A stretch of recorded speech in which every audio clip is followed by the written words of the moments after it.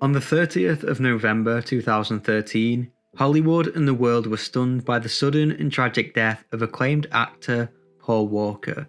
Best known for his role as Brian O'Connor in the Fast and Furious film series, Walker wasn't just a movie star, he was also a passionate car enthusiast, philanthropist, and father. His life was cut short in a high-speed car crash in Southern California, along with his close friend and business partner, Rodas. The accident sent shockwaves through the entertainment industry and among fans around the globe. What exactly happened in those final moments? And how did this tragic accident shape the way the world remembers Paul Walker? Let's talk about it. This is the infamous death of Paul Walker.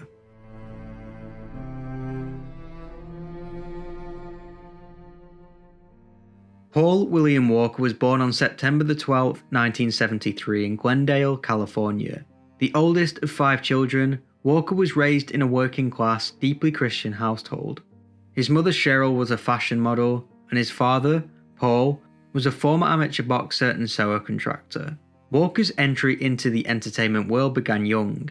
He started as a child model and soon transitioned into acting, landing roles in popular television shows like Highway to Heaven, Charles in Charge, and Who's the Boss.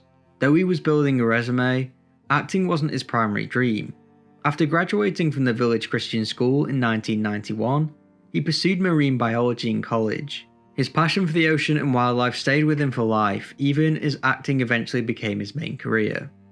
By the late 1990s, Walker's roles in films like Pleasantville and Varsity Blues caught the attention of audiences and directors alike. However, it was the 2001 blockbuster, The Fast and the Furious, that catapulted him into global stardom. Playing Brian O'Connor, an undercover cop embedded in the world of illegal street racing, Walker helped launch what would become one of the most successful film franchises in history. Off-camera, his love for cars was every bit as real as what audiences saw on screen. He amassed a renowned collection of rare and high-performance vehicles, ranging from classic American muscle to exotic supercars, and frequently attended races and track events. It was at one of those events that Walker met Rodas, a professional racer and financial advisor. The two shared an intense passion for cars and motorsports, and their friendship quickly evolved into a business partnership. Together, they founded Always Evolving, a performance garage and racing shop based in Santa Clarita, California. Outside racing and cars, Walker was deeply committed to philanthropy. In 2010, after personally traveling to help with earthquake relief efforts in Haiti, he founded Reach Out Worldwide, a non-profit disaster response team made up of first responders and medical professionals.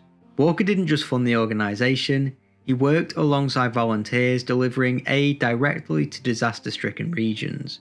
Quietly and without fanfare, he helped save lives. However, most importantly, Paul was a devoted father. His daughter, Meadow Rain Walker, was born in 1998.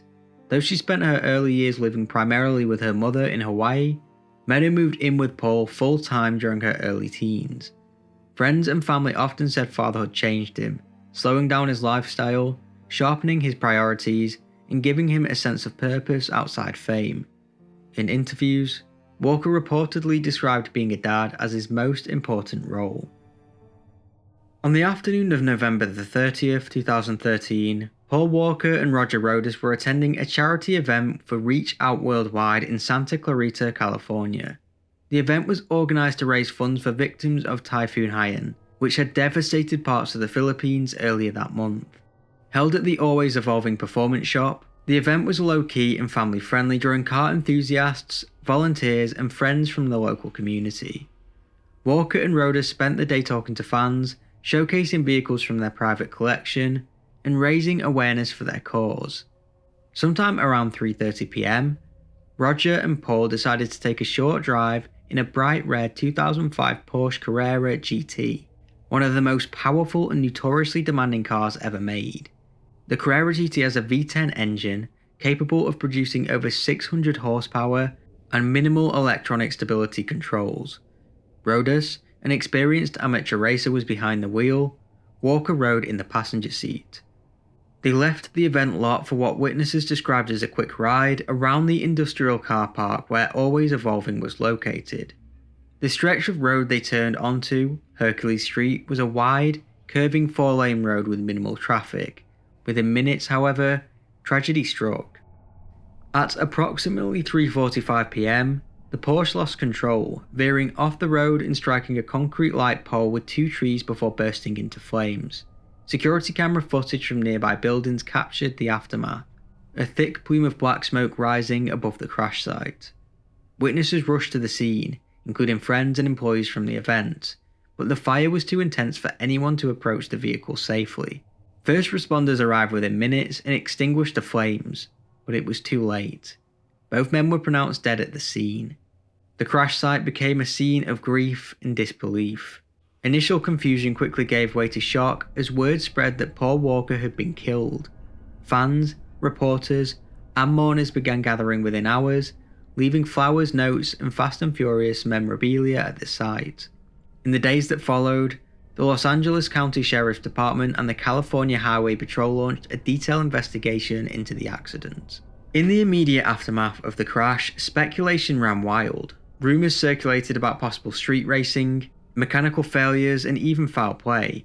However, it didn't take long for both law enforcement and automotive experts to begin piecing together a clearer, though no less devastating, picture of what happened on that street. The Los Angeles County Sheriff's Department, in collaboration with Porsche engineers and crash investigators, conducted a months-long investigation into the wreck. Their final report concluded that the 2005 Porsche Carrera GT had been travelling between 80 and 93 miles per hour in a 45 miles per hour zone when Rodas lost control. The car struck a concrete light pole with 2 trees in rapid succession before coming to a stop, broken, burning, and nearly unrecognisable. Crucially, the investigation found no evidence of mechanical failure, road debris, or drag racing. Toxicology reports confirmed that neither Walker nor Rodas had drugs or alcohol in their system at the time. The car's tyres, however, were 9 years old, well beyond the manufacturer's safety recommendations. Combined with the high speed and cold road conditions that day, this made the Porsche particularly unstable. The official cause was listed as unsafe speed for the roadway conditions, but it was what came next that made the story even harder to process. TMZ and other outlets reported on eyewitness accounts and cell phone footage from a passerby that showed movement inside the car after the crash, a claim that, if true, suggests that Paul may have regained consciousness and tried to escape. The Los Angeles County Coroner's report revealed further disturbing details. Roger Rodas died on impact due to multiple traumatic injuries, but he sustained no smoke inhalation. Paul Walker, however, suffered a combination of traumatic and thermal injuries. Most chilling was the confirmation that his trachea contained soot, indicated that he was still breathing when the fire started. Firefighters arrived within minutes, but the flames had already engulfed the car, fed by its carbon fibre body and high-octane fuel. Neither man could be saved. It was later determined that the intensity of the fire reached temperatures exceeding 1000 degrees Fahrenheit. It is important to know that although some sources say that he may have tried to escape and was burned alive, most forensic experts and investigators concluded that Paul Walker likely died on impact or within seconds of the crash. The Porsche Carrera GT, although road legal, had a reputation in the world as being a handful to drive. Some question whether a car with such a volatile performance should have ever been driven on public roads, even by experienced drivers like Rodas. So in the end, a judge ultimately ruled that Porsche was not liable, stating that the car was not defective and the crash was caused by excessive speed and their own driving. The death of Paul Walker sent immediate shockwaves across the world. Celebrities and co-stars flooded social media with tributes. Vin Diesel posted emotional messages and later referred to Paul as his other half. He famously named his daughter Pauline in Paul's honour. Tyrese Gibson broke down in tears when visiting the crash site. Michelle Rodriguez, Ludacris, and Jordana Brewster all released statements expressing heartbreak and love. But the impact wasn't limited to personal loss. There were legal, professional, and financial ripples as well, lawsuits and legal fallouts. In the months following the crash, Paul Walker's daughter, Meadow Rain Walker, only 15 at the time, filed a wrongful death lawsuit against Porsche, alleging that the Carrera GT was inherently dangerous and lacked essential safety features. The lawsuit claimed that the car's lack of electronic stability control and faulty seatbelt design contributed directly to Paul's death, suggesting he had been trapped in his seat after impact.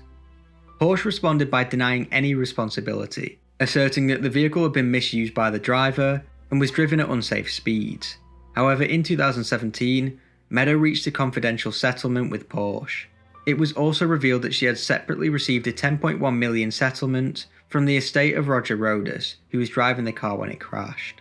At the time of Walker's death, he had been filming Fast and Furious 7, with major scenes still incomplete. The production was put on hold. The studio, Universal Pictures, faced a heartbreaking challenge: how to respectfully complete the film without its central figure. The answer came in form of a rewritten script, visual effects, and the help of Paul Walker's brothers, Caleb and Cody Walker, who stepped in as body doubles. Using CGI and previously unused footage, Paul's character Brian O'Connor was giving a moving and symbolic send-off. The film ends with his character driving into the sunset, an emotional farewell that left many of the audience in tears. The franchise continued without Walker, but his absence remains deeply felt in every installation. Paul left behind not just a fanbase or franchise, but a family devastated by his loss. He was especially close to his daughter Meadow, whom he had been raising full-time in the years leading up to his death. Friends said he was happiest during that period, often turning down film roles to spend more time with her.